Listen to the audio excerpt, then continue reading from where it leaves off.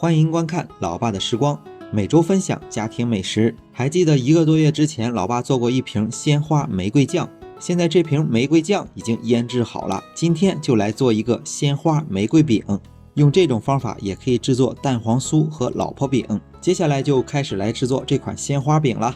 首先来和油面，油面的配料是：先准备150克的中筋面粉，就是家里最普通的面粉。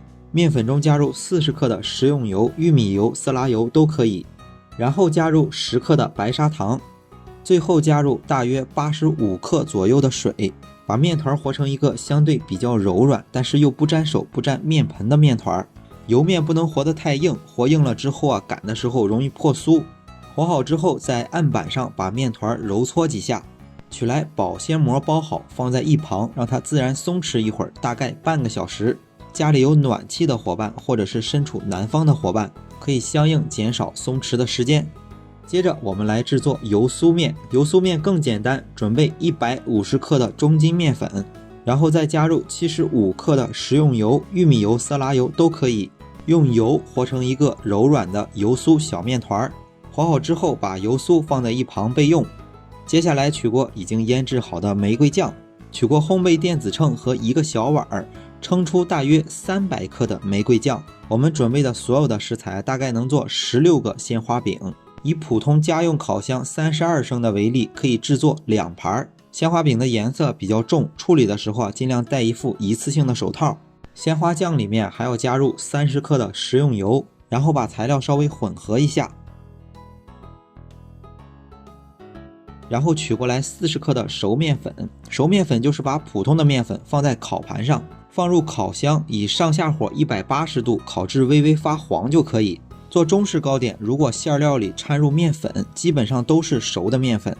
这样把面粉和鲜花酱搅拌均匀之后，就有了粘性。因为要做16个，所以要把材料分成16个小剂子。在做这款糕点的时候，用到的油尽量选气味小的，就例如用的玉米油或者是色拉油。好了，这个时候面团也松弛的差不多了，把面团取过来，在案板上撒上少许的干面粉，然后把面团分成4个小剂子，然后再把油酥取过来，油酥也同样分成4份，然后把油酥包入到面团当中。这种制作方法是大包酥，大包酥制作出来的糕点不掉渣，成品好看，但是小包酥呢更酥脆。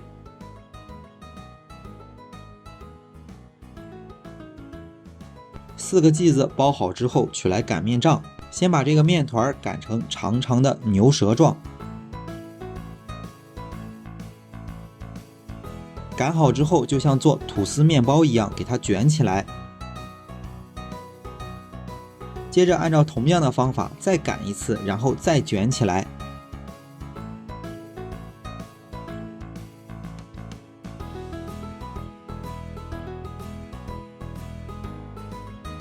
然后切成4个小剂子。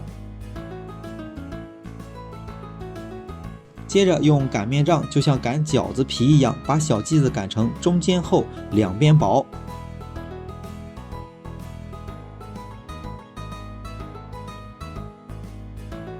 每擀一个，包入1个馅料，包的时候底部锁口锁紧，然后冲下。已经加了油酥的剂子，我们在制作的时候尽量快一点，时间稍微一长，这个油酥就会发硬，做出来的糕点就会破皮。4个鲜花饼做好之后，用手轻轻的按扁，用擀面杖轻擀几下，擀成小烧饼的样子，取来烤盘放在烤盘里。家用32升左右的烤箱一般是放8个，取来1个鸡蛋黄，不要蛋清，把蛋黄打散，用小刷子把蛋黄均匀的刷在上面，烤出来的中式糕点色泽更加的好。制作糕点的时候可以提前把烤箱预热好，这样就可以做好之后立马放入烘烤。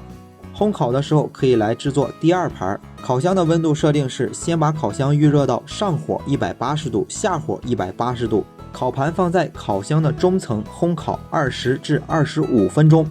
烤箱有热风功能的建议关闭，看烘烤的成色取出来就好了。好了，到这里2盘鲜花饼就做好了。